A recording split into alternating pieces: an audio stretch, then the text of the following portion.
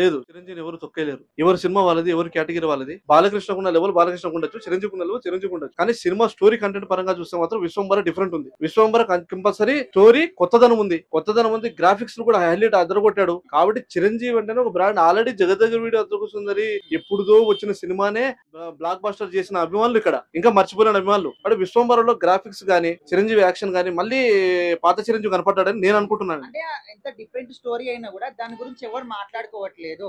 And ఇక్కడ అఖండ 2 నుంచి చిన్న గ్లిమ్స్ వస్తేనే ఇప్పుడు దేశవ్యాప్తంగా మాట్లాడుకుంటున్నారు అని చెప్పేసి అంటున్నారు. సో దానికి ఒకటి సార్, అఖండ 1 చూశారు, అఖండ 2 వస్తుంది. అఖండ 1 చూశారు కదా, బాలకృష్ణ గెటప్ చూశారు, బాలకృష్ణ స్టోరీ చూశారు, బాలకృష్ణ యాక్షన్ చూశారు. సేమ్ అదే దమ్ము అదే కంటెంట్ మళ్ళీ సెకండ్ పార్ట్ 2 లో కూడా యాడ్ అయింది.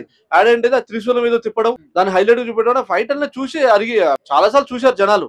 కానీ చిరంజీవి ఎందుకు రిలీజ్ కావట్లేదు, ఎందుకు రిలీవ్ చేయట్లేదు అంటే కొన్ని సన్నివేశాలు కొన్ని ఆపడం మంచిదని డైరెక్టర్లు కూడా ఆలోచిస్తున్నారు. ఎందుకంటే ఆపడం వల్ల ఆ సన్నివేశాలు లీక్ అయ్యిందంటే దాంట్లో ఉన్న దమ్ము పోతుంది.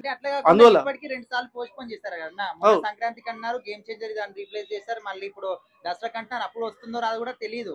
అదే విధంగా పవన్ కళ్యాణ్ సినిమాలు కూడా పోస్ట్ పోన్ అవుతున్నాయి. ఒకటి సార్, పవన్ కళ్యాణ్ సినిమాలు పోస్ట్ పోన్ కావడం కారణాలు ఏంటంటే Pawan Kalyan cinema postpone కారణాలు ఏంటంటే ఆయన రాజకీయ పరంగా అటు నలుగుతున్నాడు, ఇటు నలుగుతున్నాడు. ఆయన అటు రాజకీయాలు చూసుకోవాలి, ఇటు సినిమాలు చూసుకోవాలి. కాబట్టి డేట్స్ చేయడానికి కొంచెం టైం పడుతుంది ఆయన. అంతేగాని ఆయన కేవలం ఒకదానికి కేటాయించే కనుక దీనికి ఈ సినిమా ఎప్పుడు కంప్లీట్ అయ్యేది. హరిహర వీరమల్లు ఒకటి, ఓజీ ఒకటి. ఇంకోటి ఇంకా చిరంజీవి విషయానికి వచ్చేసరికి ఏంటంటే డైరెక్టర్ కావాల్సిన కథ తీసుకున్నాడు కాబట్టి దానికి కావాల్సిన కంటెంట్ ఇంకా బలంగా చేయడానికి కొన్ని సన్నాహాలు చేస్తున్నాడు ఆయన. అవి చేయాలంటే ఆగాల్సి వస్తుంది. వెయిట్ అండ్ సీ అంటున్నాడు ఆయన.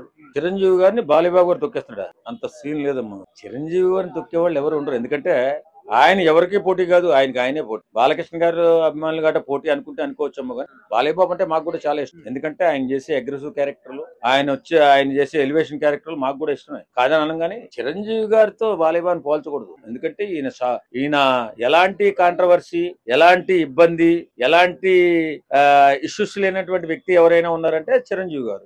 బాలయ్యబాబు అంటే అప్పుడప్పుడు అగ్రెసివ్ ఉంటాడు, అప్పుడప్పుడు తగ్గుంటాడు, అప్పుడప్పుడు సంస్కృతం మాట్లాడతాడు, అప్పుడప్పుడు నాన్నగారి గురించి మాట్లాడతాడు. ఈయన అలా కాదు కదా. ఈయన ఏకదాటిగా అందరూ బాగుండాలా, అందులో నేను ఉండాలనే వ్యక్తి చిరంజీవి గారు. అంటే ఇప్పుడు ఇష్యూ ఎక్కడ తీసుకొస్తున్నారు అంటే మనము విశ్వంబర నుంచి టీజర్ వచ్చింది, సాంగ్ కూడా వచ్చింది, ఆయన కూడా ఎవరు దాని గురించి మాట్లాడలేదు. కానీ మొన్న అఖండ నుంచి ఒక టీజర్ చిన్న గ్లిమ్స్ వచ్చినాయి అంతే.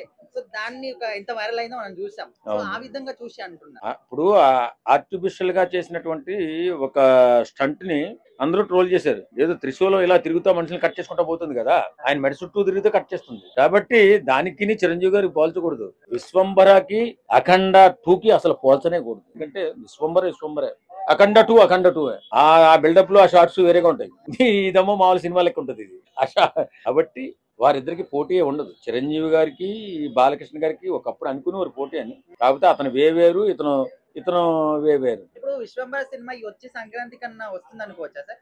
ఖచ్చితంగా ముందే వస్తుంది. వచ్చే సంక్రాంతికి అనిల్ రావుపూడి సినిమా వస్తుంది కదా, మళ్ళీ సంక్రాంతి కంటే విశ్వంబర మాత్రం సంక్రాంతి ముందే వస్తుంది. ఖచ్చితంగా ఓ సెన్సేషనల్ మూవీ, ఓ మైథలాజికల్ మూవీ, మంచి బ్రహ్మాండమైన కథ వస్తున్నారు. ఖచ్చితంగా బాలయ్యబాబు ఇట్టు కొట్టాలి, చిరంజీవి గారు కూడా ఇట్టు కొట్టాలి.